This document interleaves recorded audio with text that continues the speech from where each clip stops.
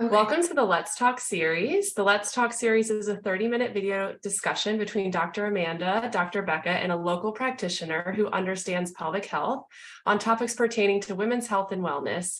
This series was created to help women navigate their pelvic health wherever they are on the path of womanhood, to advocate, navigate, and collaborate together with a holistic team of allies. Pelvic health healing is multidimensional, and the best outcomes occur with a team-based approach. We invite you to tune into our monthly series to learn more about your pelvic health and engage with our community partners. Welcome today to Allyson. Allyson is a registered dietitian, primarily focused in women's health and sports nutrition. She sees patients at Advocare Center for Specialized Gynecology for nutrition counseling for PCOS, amenorrhea, relative energy deficiency syndrome, fertility, menopause, among many other things. Wow. She also has a private practice, primarily working in performance, sports nutrition, and weight management, and she coaches swimming. So woman of many trades. So today's topic, we're going to be discussing PCOS, or polycystic ovarian syndrome, and nutrition and its role in kind of treating PCOS and helping to manage some of the things that come along with it. So welcome, Allyson. We're so excited to have you. Thanks for joining us. Thank you for having me. I'm really excited.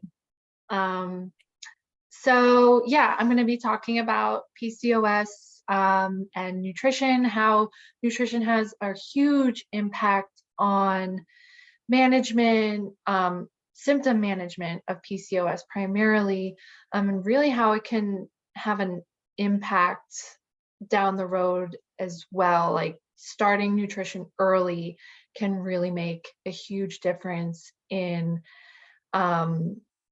especially if you're diagnosed young and begin treatment very young. It can impact your fertility. It can impact your quality of life later on. So it's a lot of how I'm going to approach it today. And,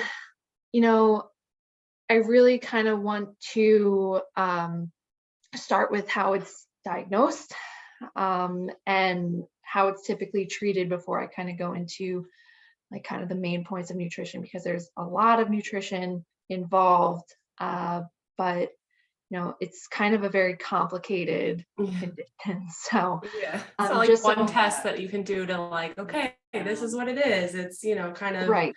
A combination of different factors towards the diagnosis. So it can be a challenging path for people who are getting that diagnosis or having issues with endocrine kind of function and trying to figure out what's really going on. And I think from what I've seen working with some of our clients who have gone through fertility, they don't always have the classic PCOS symptoms, but there is always this interesting metabolic challenge that they're experiencing. So feel free to share everything you know, Allyson. Thank you. Sure.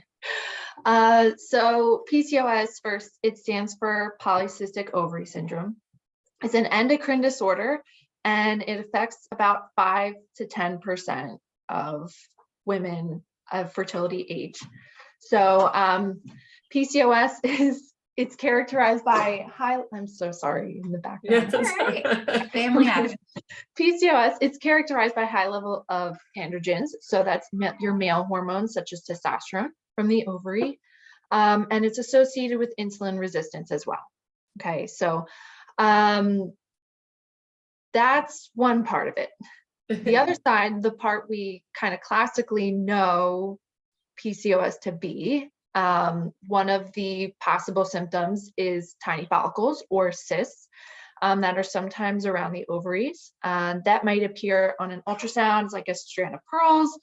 And the cysts are typically a result of a hormonal imbalance and not the cause of that. So that's important to know. The overproduction of androgens in females, so going back to that can lead to excessive hair growth in the face and body, and that's what we call hirsutism.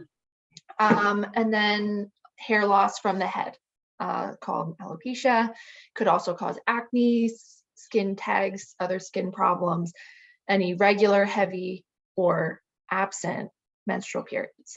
Okay, so typically there is not always, but very often there is an absence of ovulation with PCOS. So that is a big factor for fertility later on if you're diagnosed early, or if you're kind of in the midst of a fertility journey and you don't know that you have PCOS, that could be an issue. So women with PCOS who are insulin resistant, which is most cases, especially the women that I see tend to be insulin resistant. They might experience weight gain in the abdominal area and the trunk area. They might have difficulty losing weight because that high insulin is really going to make it difficult to lose body fat. It's going to make you hold on to that fat kind of for dear life. You might have intense cravings for carbohydrates, which is super common, especially right after eating a full meal. And then might also experience hypoglycemic episodes. Now, of the three major signs, the high androgen labs, oligomenorrhea, which is infrequent menstrual periods, or amenorrhea, which is absent menstrual periods. So infrequent or absent periods, and then polycystic ovaries, those three things. To be diagnosed with PCOS, you have to have two of them, okay? So that can make it kind of challenging for diagnosis. It takes a long time for some women to be diagnosed, but you know, I know our doctors really try their best, and I know the doctors at where I work do a really good job with diagnosis of PCOS. So the women that come to our office are super, you know, that's a really positive thing, and something I've been happy to see working there.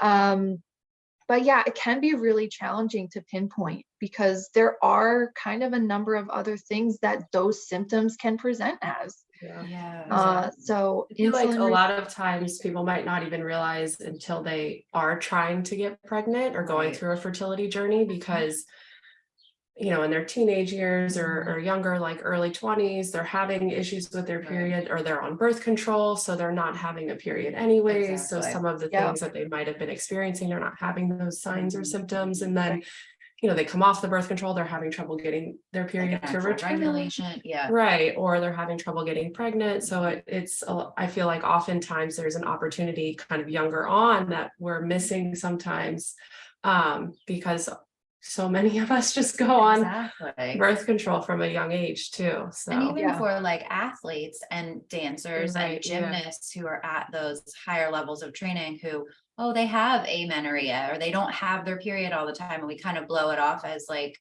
oh, well, they're so athletic. Like I've seen that with some of our clients' children, and really it's an interesting thought to say, hey, why don't we get started for, you know, testing now for PCOS? So that really brings up a great point. I think those three things I'm going to keep in my checkbox a little longer.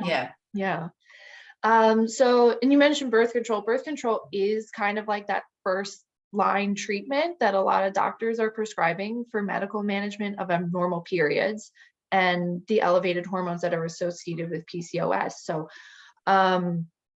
sometimes from what I understand, and I'm not like, you know, the expert on the medical side of things, but from what I understand, it can be a little bit more challenging to diagnose after being on birth control, but when it's used as medical management of the condition, it's really effective in you know, giving you a regular cycle and making sure that you know, you're staying regular, which is pretty important in terms of management. But you know, a lot of times insulin resistance can have this huge impact on your menstrual cycle in the first place, and a lot of that can be managed with nutrition, which is where I come in. And you know, one of the other first lines of defense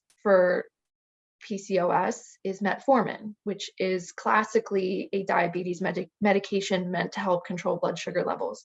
And, from the diabetes perspective, right, when we're looking at that condition, treating that with nutrition is also a first line of defense. So they're very, very similar. PCOS does put women in, it does put women in this place where they may be at risk for diabetes later on and gestational diabetes during their pregnancies. So yes, medical management can be really important, but what you're putting into your body from the moment you wake up in the morning to the moment you go to bed at night, so important for your overall hormonal health.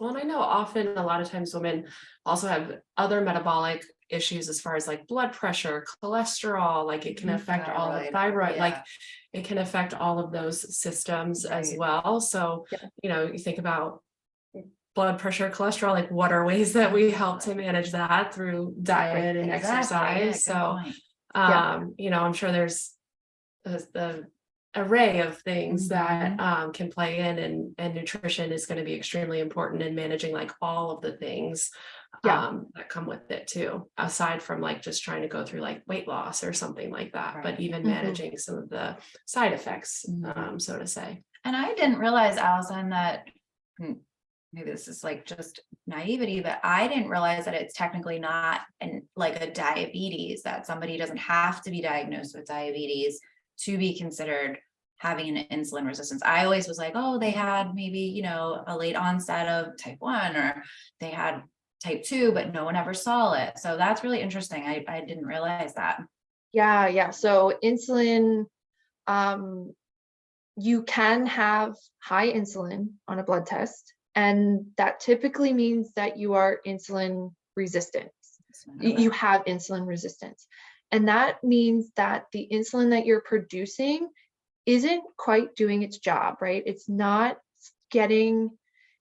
sending, or it's not connecting with glucose the way it should. I mean, typically insulin is the hormone that we produce when we eat carbohydrates, right?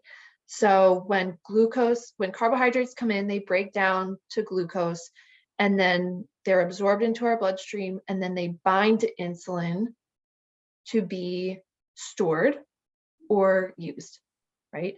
So when that message is not connecting between insulin and glucose, you tend to have glucose kind of floating around a little bit more than you should, and you also have insulin floating around like you normally should not have. So what's your brain going to do then? It's going to say, hey, we have all this glucose floating around, we need to produce more insulin, right? It's going to keep coming. So eventually that glucose is going to be used. It's going to be used for energy, but in the time being, you've just overproduced insulin. And that is what can lead to the intense carb cravings, right? Right after a meal, you have all this insulin floating around.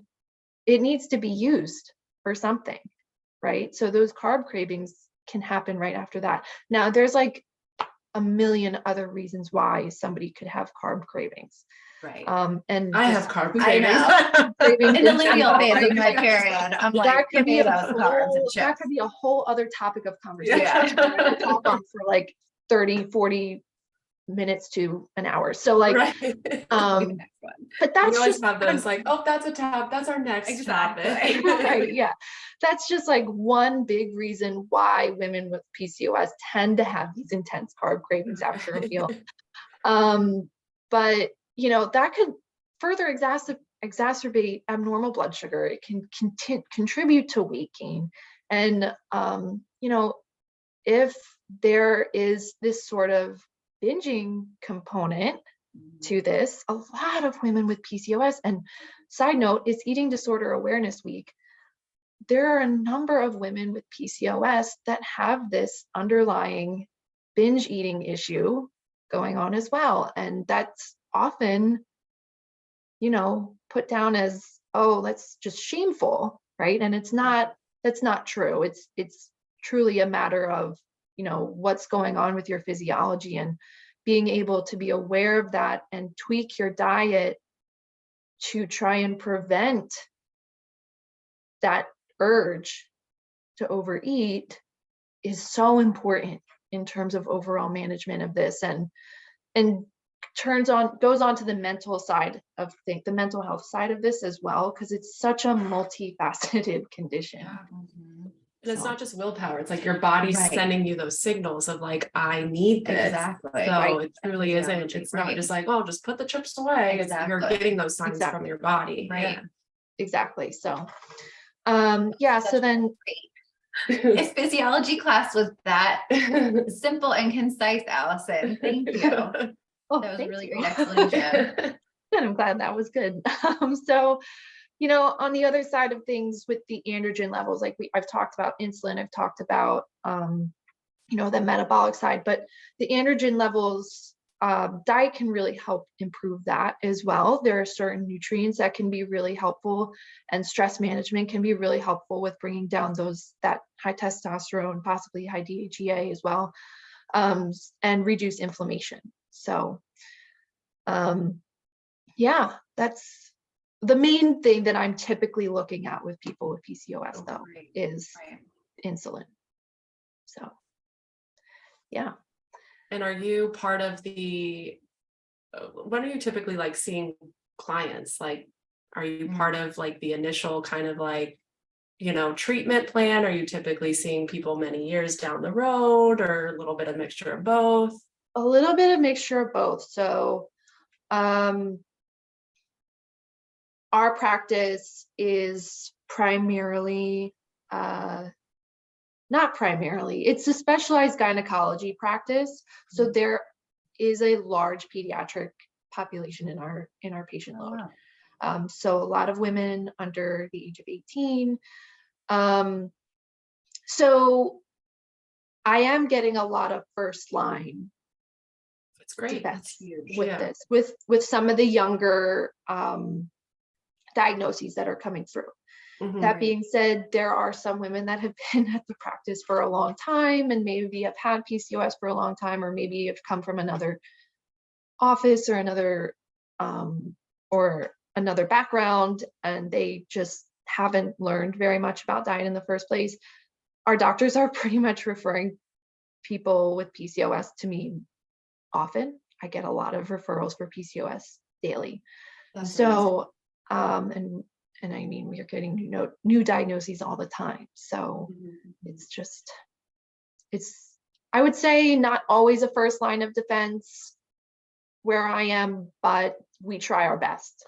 Yeah. Yeah. The same with pelvic Yeah, PT. exactly. Like, it would be great if we were like Right. the first line of the first defense. person to come to. Yeah, but Yeah. But just like you said in the beginning, it's kind of same thing of like when we talk about pelvic pain, that it takes like 8 years Yeah. for somebody to have an appropriate diagnosis for what they're experiencing. And I can imagine that that's what many of your clients experience too, to get the right diagnosis instead of just doing trendy dieting or just, having different, issues that aren't really being fully addressed and seeing the full picture. Right. Yeah. Exactly. Yeah. So, I guess I can talk about the diet side of things now. Go for it. Yeah. So I teach, and it ends up being like a long spiel at the end of the first session every time. So I'm going to go through it. Okay. What I would typically talk about with clients in a session. So if you have any questions, like kind of just stop me. The major principles for a diet for PCOS that I teach to patients. Number one, and this is probably the most important one, is you need to eat every 3 to 5 hours. That means eating consistently, right? And those numbers are not like, there's a range there. It's not like I'm eating every 4 hours on the dot. No, there's a range there. You just want to make sure that you are eating consistently throughout the day. And ideally, you're starting with a full balanced meal within the first couple of hours of being awake in the morning. And that means a full breakfast. And a lot of women are not doing that. Yeah, I don't That's- know. Breakfast every morning. I'm Yeah, like, I but- need bacon, eggs, some toast, something Yeah, fruity. Yeah. I would say at this point I've been a dietitian seeing clients for about 6 years now. And the majority of people do not eat breakfast in the morning that are coming to me in my office. So that is truly the most important first step, is making sure you are eating consistently and starting your day with a balanced meal. And why is that? So erratic eating, skipping meals, going long periods of time without eating, grazing all day long, that can disrupt your blood sugar. That's just plain and simple. It can lead to issues with energy. It can lead to issues with mood, digestion. It can throw off your hormone production at that point. And then skipping meals can also lead to overeating late in the day. There's this huge correlation, and I guess we can't technically say it's a causation, but there's this huge correlation between not eating enough early in the day and grazing in the afternoon once you get done with school or work, or eating large amounts after dinner in the evening, when that's not a bad thing to necessarily have a dessert in the evening, but it can become a problem when you're, having a dessert, and then you're having a snack, and then you're, going to get a piece of chocolate, and then next thing you know, it's a half an hour before you need to go to bed, and you're sitting there wondering, oh wow, why did I eat so much right before bed? So it can be this cycle then of, all right, well, now I'm not hungry for breakfast the next morning. Right. That makes sense. Sure. Yeah. So it leads to this cycle over and over again. So skipping meals, very highly associated with overeating later in the day. That puts additional stress on your body. It can contribute to worsening PCOS symptoms by amplifying your blood sugar issues, amplifying cortisol issues, which is one of your adrenal hormones. So in general, I recommend eating every 3 to 5 hours throughout the day to support stable blood sugar. Okay. After that, you want to make sure, yes, we're eating consistently, but you also want to make sure you're eating enough. So we can go through the day and just have like 5 or 6 snacks, right? And not even sit down for a full meal. But if we are on a lower calorie diet, or we're restricting calories on purpose, which a lot of women with PCOS are doing because they're trying to lose that really stubborn weight around their midsection, that seems like it'll just never come off no matter what you do. A lot of women that come into my office are on these calorie restrictive diets, 1,200 calories, 1,100 calories, below 1,000, can be really difficult to get enough vitamins and minerals that your body needs to function normally at that rate. On the same note, many of the foods that contain beneficial nutrients for PCOS are high in calorie.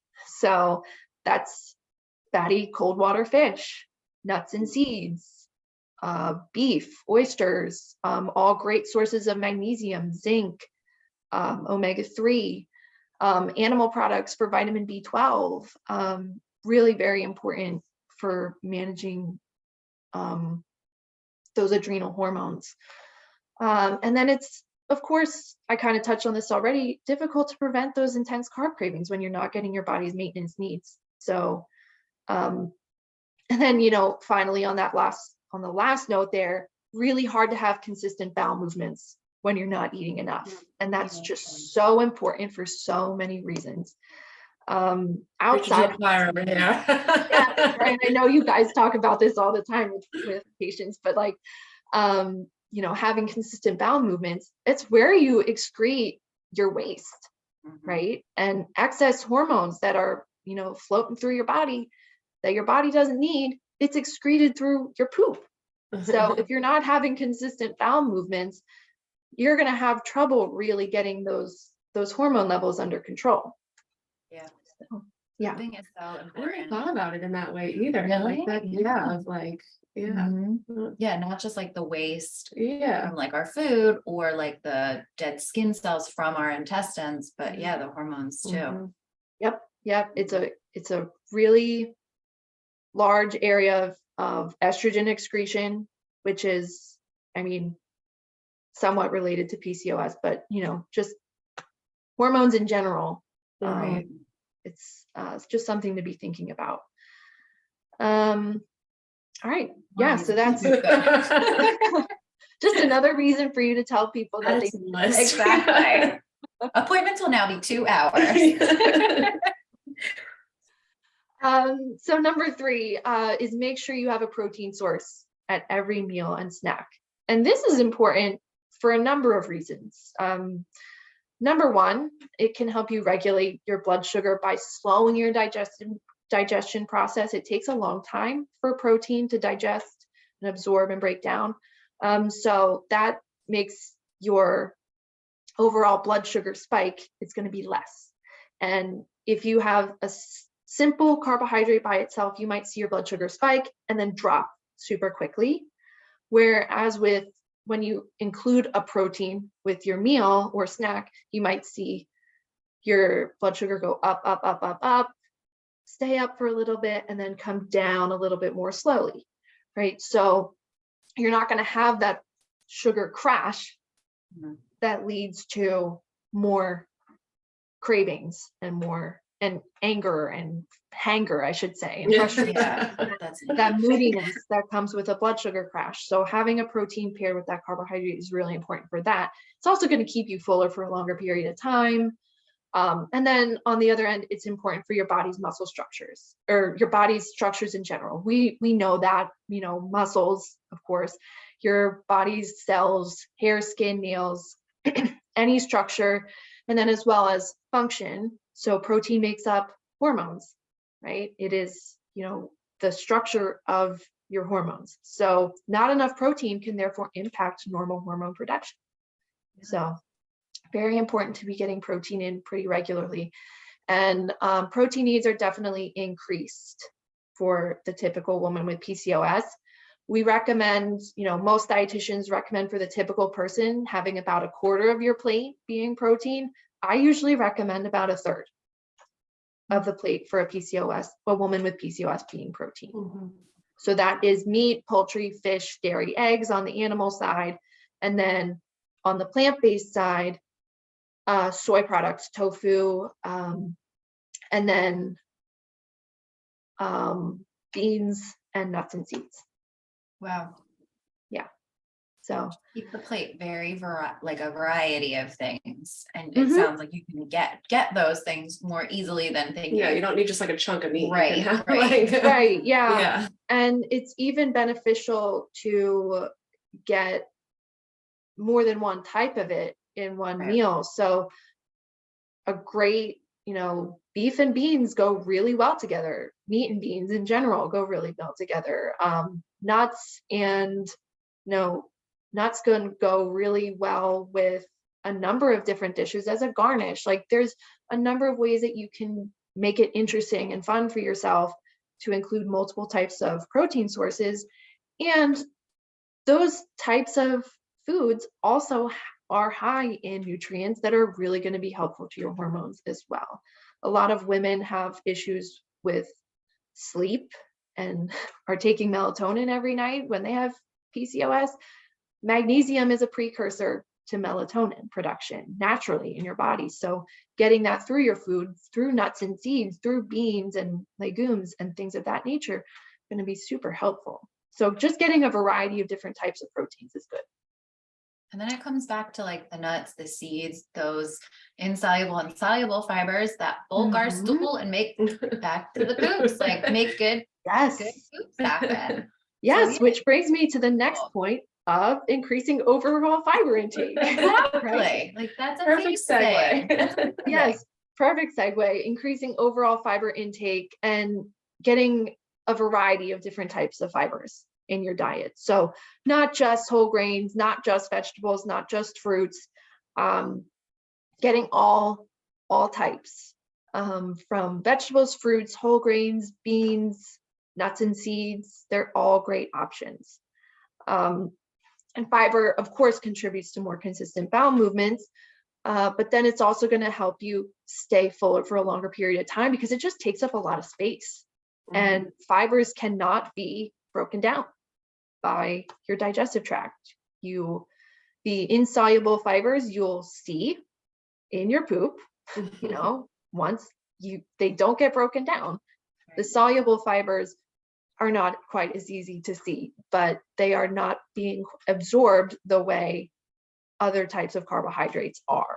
So it's going to keep you fuller for a longer period of time, and it's going to keep that digestive motility going so that you can get rid of those waste products that we're trying to get rid of and stay consistent. And I've already kind of touched on this, but number 5 thing that I teach to people is increasing foods that contain nutrients that might help manage symptoms. So omega-3s is a huge one, right? For high cholesterol that can often go hand in hand because it is a metabolic condition. High cholesterol is going to, be kind of one of those outlier symptoms that women experience. Skin issues can be really, impacted by low omega-3 intake. Anxiety, depression, omega-3 has such a huge impact on our brain and mental health. And then fertility, magnesium for elevated insulin, anxiety, depression, irregular menstrual cycle, zinc for skin issues, acne, hair loss, and just some of here, I'm actually gonna read off, I'm looking at it right here, some of the top sources of magnesium: pumpkin seeds, chia seeds, almonds, spinach, cashews, dark chocolate, peanuts, black beans, soybeans.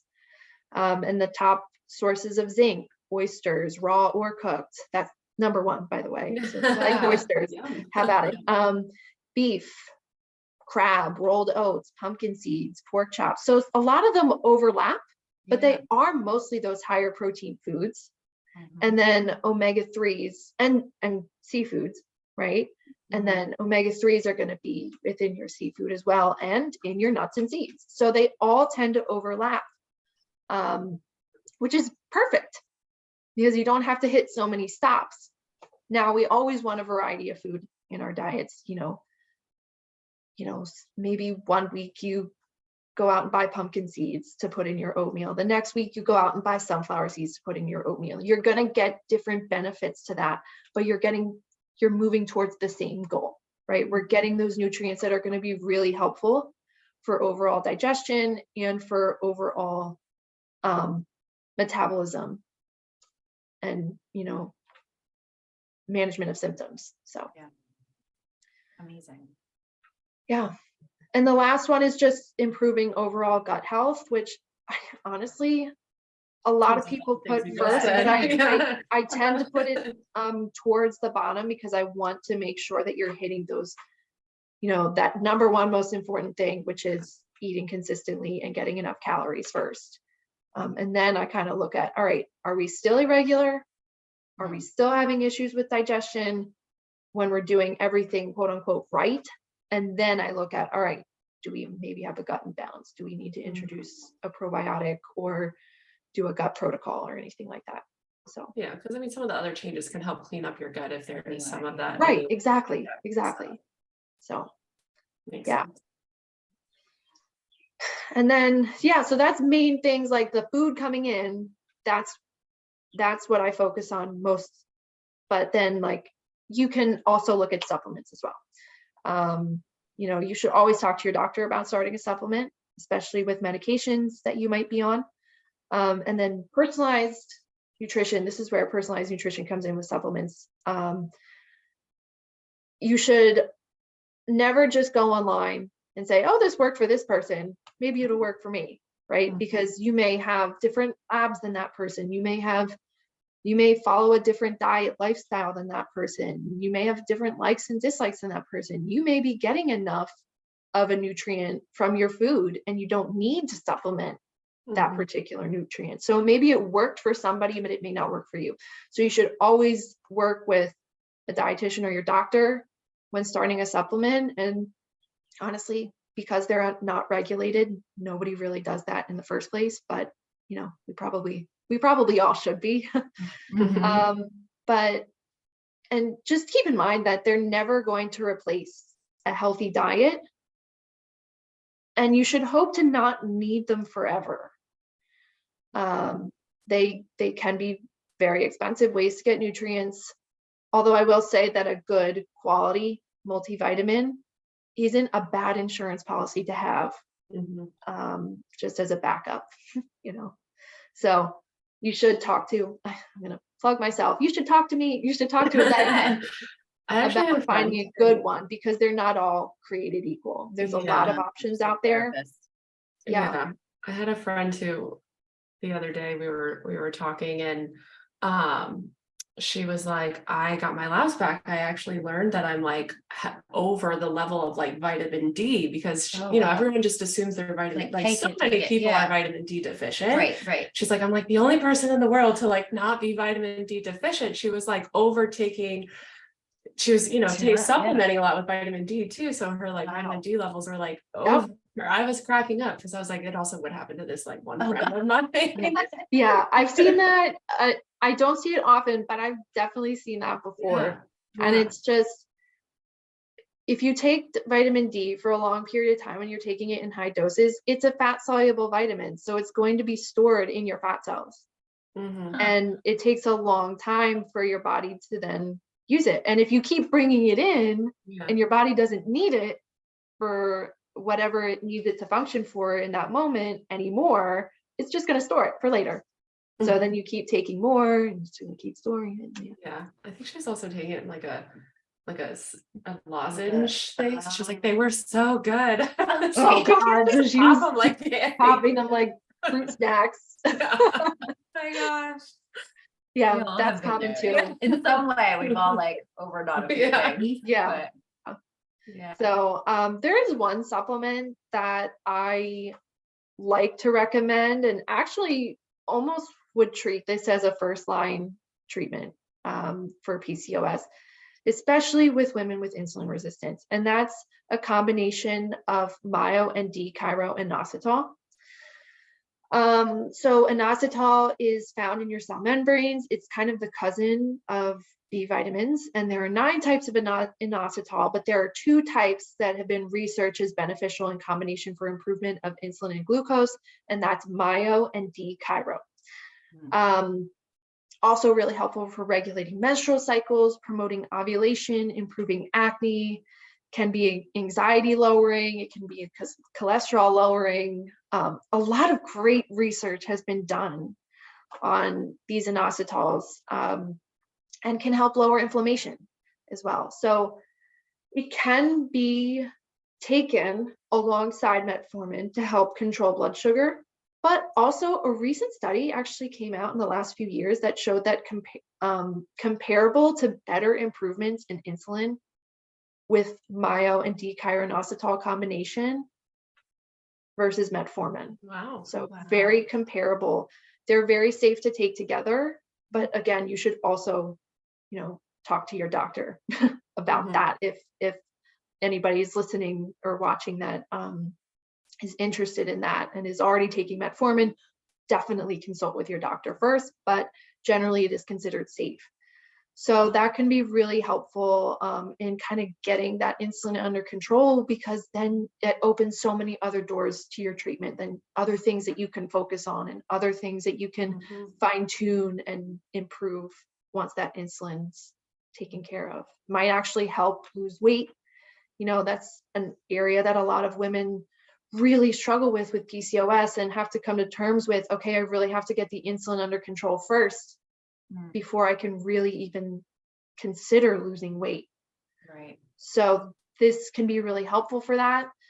And I would definitely recommend the combination and talking to somebody about dosaging about that if you're interested. So and that's a supplement that comes up in a lot of fertility circles too. So I can see how, I can see that there's much more variation of improvement using something like that as well. Right. Yeah. So I've had quite a few women do pretty well on it. You might have some digestive issues in the first few days, maybe the first week, but after that, very similar to metformin, I should say. But after that, you feel okay. And then, going back to vitamin D, a lot of times women with PCOS are deficient in vitamin D or have suboptimal vitamin D. You should definitely get that tested if you haven't been tested already. And then use it, to try and replenish that, and definitely get plenty of sunlight in the summer, but not too much. Use your SPF.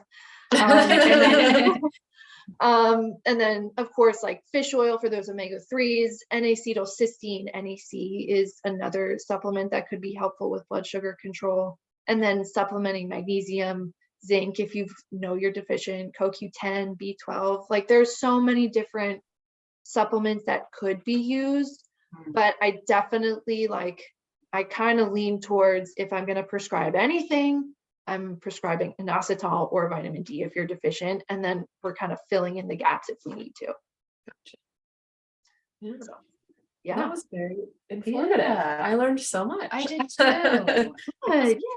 To be able to then say, hey, go see a dietitian. Because I think This is what, the things right. that Exactly. Because I know, like, from our perspective as pelvic therapists, it's like, well, how is the poop coming out? How's your belly massage going? Like, is your pelvic floor able to allow bowels to happen? And I think we could do a better job of referring maybe to dietitians when we're seeing things on the physical side of the pelvic floor, but also knowing that there's a lot more that can be considered from the top half of the pelvic, function, from the mouth, and then moving forward. Yeah, we definitely can work kind of collaboratively on that. Definitely. I've definitely sent I've told a couple of patients that they should look into pelvic floor therapy. I don't know if they actually follow through, but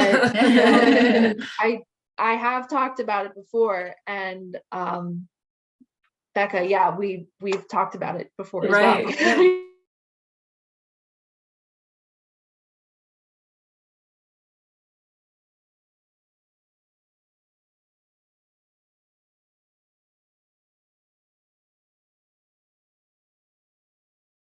take that holistic approach and having each little piece of the puzzle kind of coming together. I mean, we said it before, it's that's just going to bring the best outcomes moving forward. And again, I'll mention to people oh, have you worked with a dietitian or with nutrition? And sometimes they'll be like, oh yeah, or oh, I've thought about it, but I'm, more just being oh, I think it would be helpful, instead of being these are the ways that this can be helpful for you. So this was super helpful for us as when we're making this recommendation to help kind of plant the seed a little bit more with our clients, to be no, this isn't a suggestion. This is a major part of your treatment plan that I think will be extremely helpful. Exactly. So yeah, for sure. And, food is so highly personal. People really struggle to take that initial first step to come see a dietitian because they're afraid, afraid of changing their diet, afraid of being told that what they're doing is wrong. Yeah. But most of us are not gonna say what you're doing is wrong. We're just gonna try and add some value and help you set goals to improve. So That's awesome. Well, if people are, in the South Jersey area, local, wanting to work with you, what's the best way to kind of reach out or find you? So I'm really, really bad on social. I have social media. My Instagram's Allyson the RDN, all one word. And I'm happy to answer DMs on there for questions. But to schedule an appointment, you can call the office. Advocare Center for Specialized Gynecology is where I typically work with most of my female patients that have PCOS. So if you're interested in that, you can set an appointment there, schedule with one of our doctors there as well. And then I can also see patients that are not patients of the practice there. So that's good to know. That's good to know. Yeah. So. And is that in Voorhees? It is. It's in Voorhees. Okay. Yeah. Okay. Awesome.